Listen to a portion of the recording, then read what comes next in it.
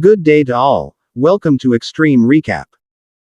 The movie begins with a group of people desperately searching for someone as they race through a wheat field. A menacing voice abruptly intervenes, threatening the person in love to stop making noise. The scene cuts to an elderly man by the name of Paul Edgecombe, who wakes up in a retirement center after having a frightening dream. After that, Paul freshens up and asks a member of staff for 2 pieces of dry toast. Paul is asked to take care of himself by a member of the retirement center who is concerned about his habit of taking long walks outside. Despite concerns, Paul can carry on with his day-to-day activities. Later that evening, while Paul and the other residents watch television, a vintage film in which Fred Astaire dances to the song, Paul is captivated by Heaven and walks away, closely followed by his friend Elaine, overwhelmed by emotions. Elaine gently asks Paul to tell his story because she senses how the movie has affected him. In response, Paul continues to talk about his time working as a prison guard during the Great Depression, when he was in charge of death row inmates in a section called the Green Mile. The story then, at that point, shifts back to the 1930s inside the Louisiana State Jail, where a youthful Paul Edgecombe winds up fighting a urinary disease among his kindred gatekeepers, Brutus Howell, Dignitary Stanton. A new inmate, Harry Terwilliger, and Percy Wetmore, are brought in. Percy makes a grand entrance constantly shouting for attention, much to the annoyance of the other guards. John Coffey, a massive and imposing man, is the new inmate. Paul discovers that John, despite his massive build, thinks like a child, is timid, and seems to be afraid of the dark. Paul confronts Percy about his behavior after this, but the rude guard has no respect for authority. Paul transfers Percy away from the mile and assigns him to work somewhere else out of frustration. Percy takes another prisoner by the name of Edward Delacour aka as a means of expressing his dissatisfaction with this choice. He was cruelly broken by Del. Paul, on the other hand, finds out from a copy of John Coffey's records that the massive man was given the death penalty for the murder of 2 young women with implications for assault. He reads that a search party found John holding the dead bodies in an open field while weeping when the girls went missing. John admitted with regret that he had tried his best to save them later while Paul was outside while he was being apprehended. Superintendent Howmore's methodologies him giving him execution papers for a prisoner named Arlen Severe book. After that, they talked about Percy, revealing that he was the governor's wife's nephew, which explains how, despite being viewed as cruel by his fellow guards, he was able to get the job and keep it. Paul discovers that Percy has already been the subject of a complaint. Even though he broke the fingers of a prisoner, he was kicked out of the Green Mile. There is, however, a small silver lining. Howe found out that Percy had applied for an administrative position at a mental health facility, promising better hours and pay. With a little luck, Percy's presence on the mile may come to an end as a result of this. Warden Moores also expresses concern regarding his wife Melinda, who is scheduled for an upcoming X-ray to determine the cause of her distress because she is experiencing severe headaches. Paul talks to his wife, Jan, that night about his concerns about the health of John Coffey and Melinda. He also regrets that their physical intimacy is hindered by his ongoing infection, but he turns down her suggestion to see a doctor. Brutus sees a mouse running through the cell block the following day. The tiny creature sneaks into a cornered room that was originally meant for dangerous inmates but is now used as storage. The guards, including Brutus, search the room for the mouse but are unsuccessful in finding it. Percy arrives on the scene hours later and finds the mouse. He then serially unpacks the entire room, desperate to catch and kill it, only to be let down and walk away empty-handed.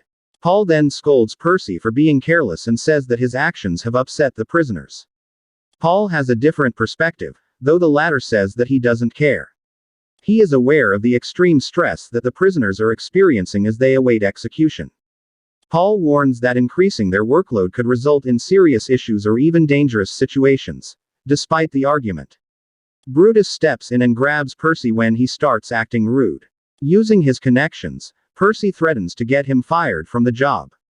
However, Paul, unperturbed, warns Percy that if he ever makes such threats again, they will stand up to him, even if it means putting their own jobs in jeopardy. In the following scene, Buck finally gets to spend some time with his family, while Paul and the other guards make preparations for his execution in the auditorium. During a rehearsal, Paul tells Percy to watch and learn while the others handle the electric chair with the help of the elderly janitor. Before attaching the electrode cap, one of the guards tells Percy that it is crucial to wet sponge the prisoner's head. For smoother operation, this ensures that the electric current flows properly. That evening, Buck is getting ready to be executed, bitter. In a contacting discussion with Paul, he reviews a cheerful memory and contemplates whether contrition can take somebody back to their most joyful time. Paul gestures his head and says that it's valid.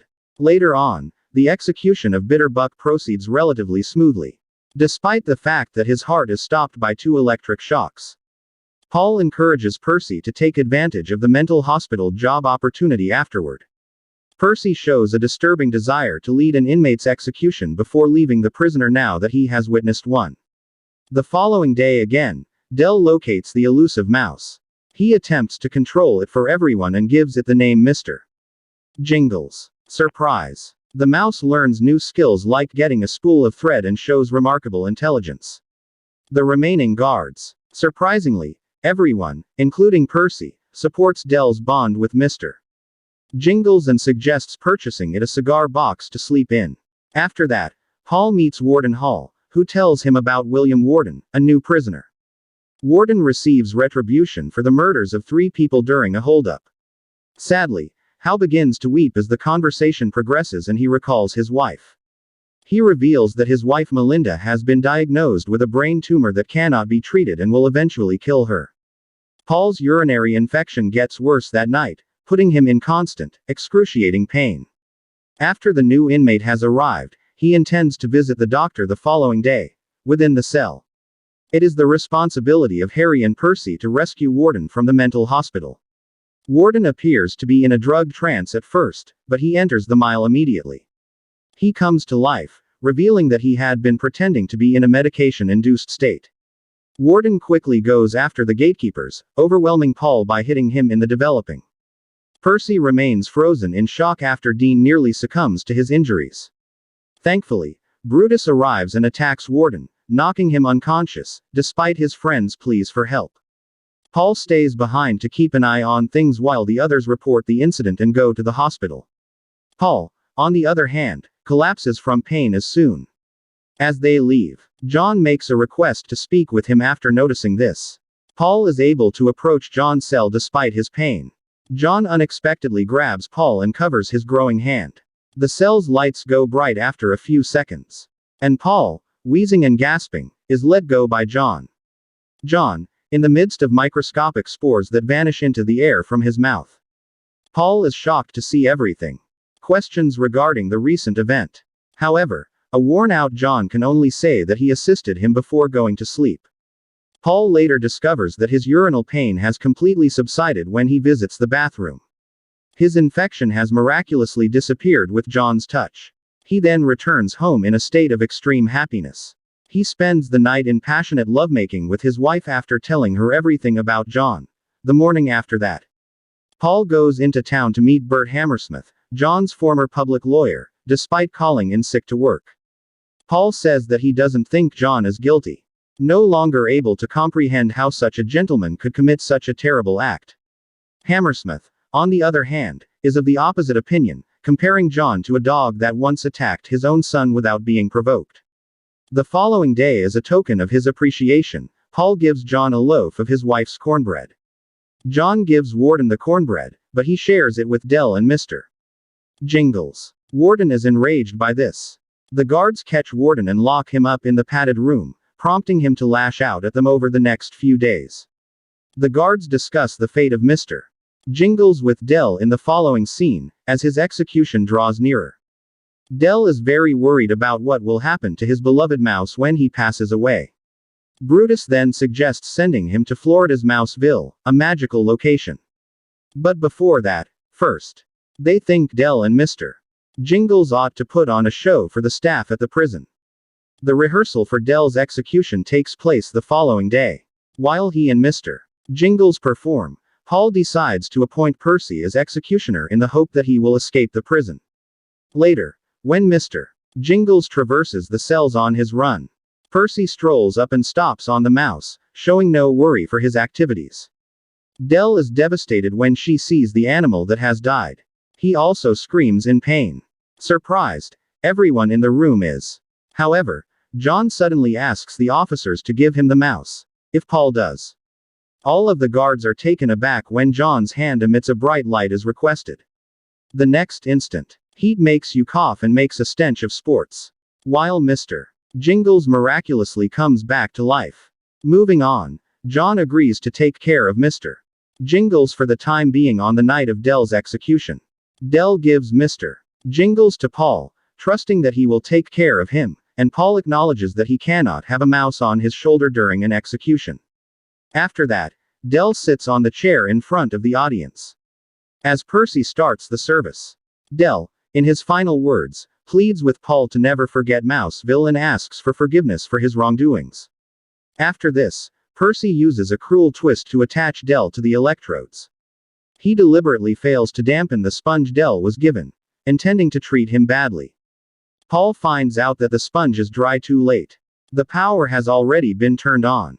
The audience is horrified as Del endures excruciating pain and weeps and screams, both simultaneously. John appears to sense, overcome with distress. Paul and the other guards stand by in sympathy as Del telepathically cried. Convinced that it will soon be over, but unable to turn off the power. They are, regrettably, mistaken. Del's agony gets worse until he even starts to catch fire. Paul notices that Percy is closing his eyes, but he forces him to watch the Dallas ordeal and declares that he is to blame for everything. Hal later shows up at the scene and demands an explanation for the brutal execution with rage. Percy responds that he was unaware of the significance of the wedding. Brutus was prompted to deliver a brutal punch by the sponge. After that, Paul goes back to the cell and talks to John, who is distraught. Sadly, John mentions that Mr. Jingles, who was present when Del was put to death, must have felt the pain and fled, likely to leave, the day after that. Hal and Melinda are visited by Paul and his wife. Belinda seems to be doing well, but her health is rapidly deteriorating. She is exhibiting significant behavioral changes, and he mentions that her memory is deteriorating.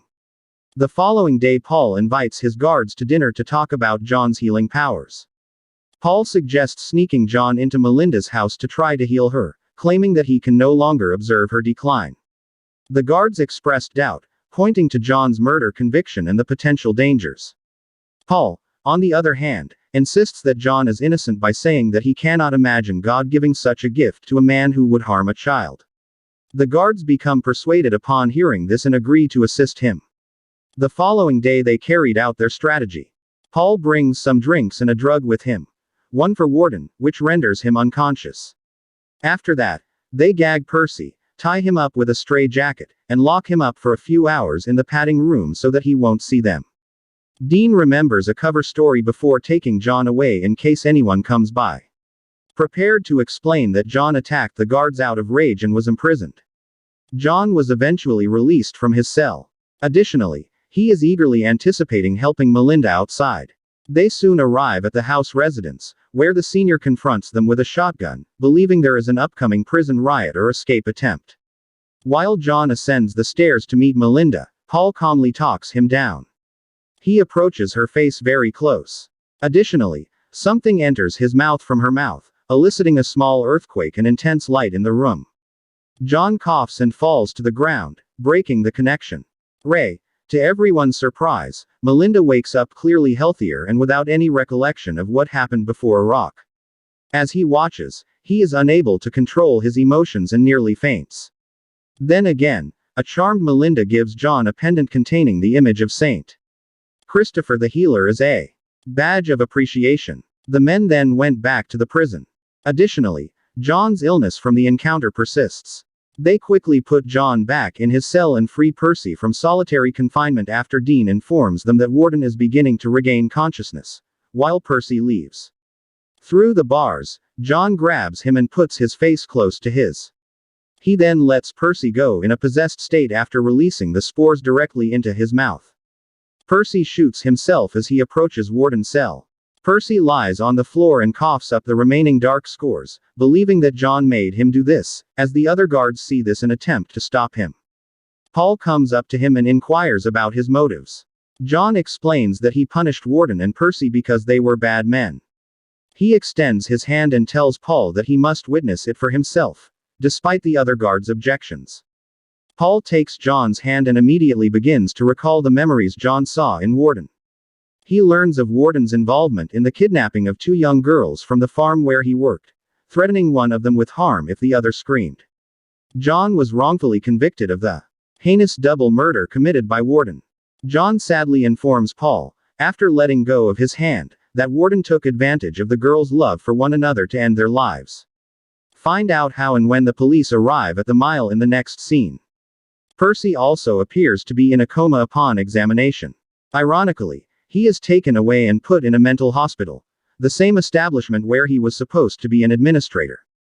With the knowledge that John is innocent, he is confined to the same room where he once tortured Warden and will likely spend the rest of his life there at night. Paul is unsure of what to do next.